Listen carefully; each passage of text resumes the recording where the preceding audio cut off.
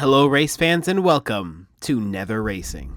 This project has been in the works for a very long time, and I am so happy to finally bring it to you all. I'm your host Nether, obviously, here to bring you the first Diecast racing event on the channel, the Disney Cars Nascar Tournament. 8 racers enter, only 1 comes out the champion. Before we get to our racers, let's take a look at the track. Ho-hum Nether Speedway. The racers begin high above ground at the start gate. Rapidly gaining speed, the racers hit the 180-degree 2-lane turn. Fighting for positions, they'll go past the fan stands, past the VIP lounge, into the 180-degree open lane banked turn. Right after though, the racers best have enough speed to make it over Miss Fritter's jump as they make their way towards the finish line. After making their death-defying leap, racers will have a straight shot to the finish, minus the small rally jump that may stop racers from making it all the way. And that is Nether Speedway, a solid race that takes a typical race and adds just enough to spice it up. Racers will compete in 4 races on a point-based system. 1 point for clearing the second open bank, 1 point for making the jump, 1 point for finishing, and a bonus point for finishing first. Placement matters, but having a solid race and capitalizing on strategy matters too. Enough yapping, let's meet our racers for round 1. He need no introduction, Lightning McQueen is here to race. The 7-time Piston Cup champ will be racing against racers who are more advanced than him in this tournament, but personally I think his raw smarts and skill will get him very far. He will of course be racing for Team Rusties. And in spot number 2, the ever young and up-and-coming racer Chase Racelott is here to race against Mr. McQueen. Former racer number 24, Chase has been practicing plenty to go up against McQueen. But will his practice have been worth it? He will race under Team Vitaline as per usual. These 2 racers undoubtedly have the skills to pay the bills, but will they have the skills to win against each other in this tournament? There's only one way to find out. Let's go back over to Nether Speedway and take a look at race number 1. Place your bets now, folks. Who do you got? The old rookie or the new generation? Can street smarts compete with new tech? Let's find out.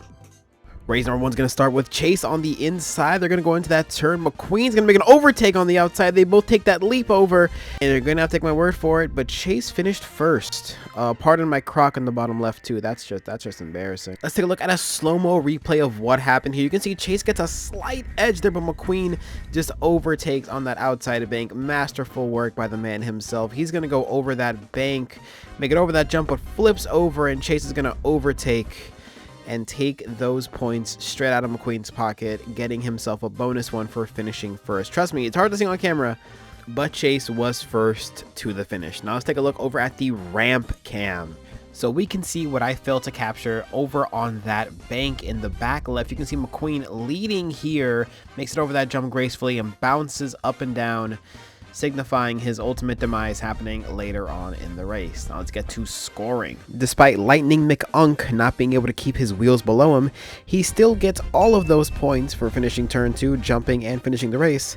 But Chase will get that bonus point for finishing before McQueen, meaning Chase right now has the lead with 4 points, leaving McQueen in the dust with a measly 3.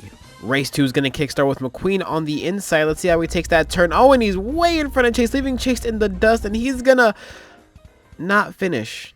McQueen's gonna not finish the race. And where did Chase end up? Where did he... Oh, that's... Well, that's quite the predicament, isn't it? Yeah, chat, we're going to need a replay of that. Hell, we might need 15 replays of that. Here we have McQueen going on that inside line, beautifully passing up Chase Racelott. Not even a sweat. He's going to go around that bank, handling that beautifully, and he's going to just jump up and down, hitting one of the side sponsors, his own even, and not even rolling across the finish line to get those final 2 points. McQueen really needed those this race, but honestly, I don't even think he's sweating it because let's consider where Chase ended up. And all it'll take is one good gander here at the ramp cam to see exactly what happened to Chase. You can see he's just trying to catch up to McQueen, but he handles that bank so roughly. He has no speed by the time he makes it to that ramp, and he just falls and just sits his ass right next to Fritter. That is just depressing. Well, piss in my cup, it's already the halfway point. Let's take a look at the status of our racers. Despite McQueen being able to keep his wheels below him, he did not finish, which means he doesn't get the finish point or the finishing first point. That's pretty rough, but hey, he's doing better than Chase, who only managed to get himself 1 point, making the run in total a clean 5-5. I guess the races are tied now. A very interesting second half, that's for sure. Race number 3 is going to kick off with Chase's last chance on the inside. These racers are going to bring their A game to try and get those last couple of points that they need.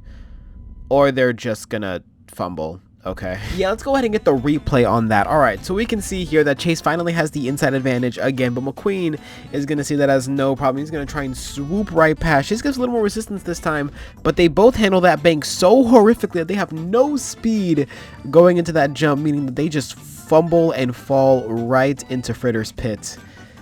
That is extremely embarrassing.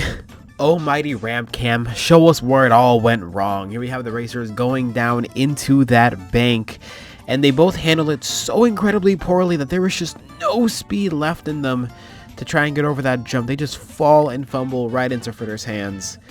That is a huge L in terms of both of their points, but I mean, it'll make for a very interesting final race here in just a second. Round 3 so far is the worst we've seen out of both of our competitors here, both only making it out of turn 2 and not getting any points for anything else. But this is pretty interesting for us as the audience, as now we have a tie. Both racers have 6 points, making this final race extremely important as to who's going to walk away going into the semifinals. Let's find out. It's the final race, the final chance for these racers to get the points they need to qualify. With McQueen on the inside, let's see if he can use that to his advantage to get the points he needs. He's going to pull ahead in front, Chase is way behind. McQueen's going to jump over, and McQueen is going to finally win his first race of the whole night. I could f***ing cry. I guess old Lightning McUnc was just holding out on us until this final race, because look at the race he runs cleanly, taking that inside lane, going up on the bank. I mean, I've never seen McQueen so straight in my life. He makes that jump real easy and crosses that finish line with ease, leaving Chase in the dust. And Chase pulls a McQueen, ironically, and doesn't even finish to get his points, period. Not that he was going to win off the points anyway, but still, that is very embarrassing. Almighty Ram Cam, show us my glorious King McQueen taking that race. You can see them go down into this bank. McQueen actually gets a little bit loose on the bank, but still has enough speed to clear that jump, and Chase tries to follow behind, but you can see him bump on that ramp to lose basically all of his speed and not even finish the race as a result. Ladies and gentlemen, that is it. The final scores are in. Chase Racelott gets 2 points for clearing the ramp and clearing the bank, and McQueen gets a whopping 4, meaning that our winner of today's race is none other than the man himself, Lightning McQueen. You know, personally, I never had a doubt in my mind that McQueen was going to make it out above Chase, but hey, maybe that's just my bias talking. Now let's see how Chase is coping with his loss today. Whoa, Chase, I wouldn't touch that if I were you. Dude, you know what that can do?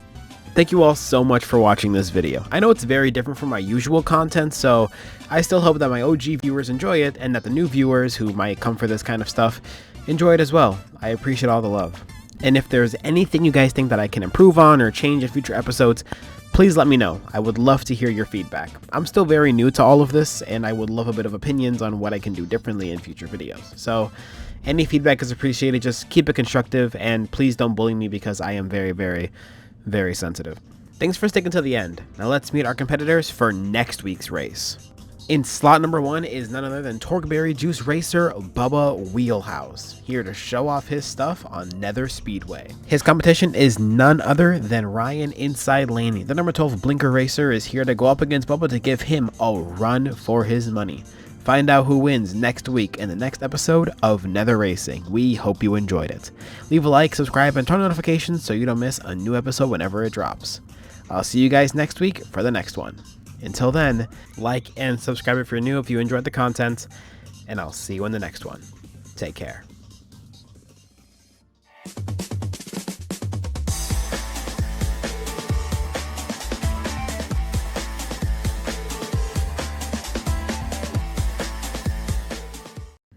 Oh yeah, he's fine, by the way. Don't worry about Chase. For now.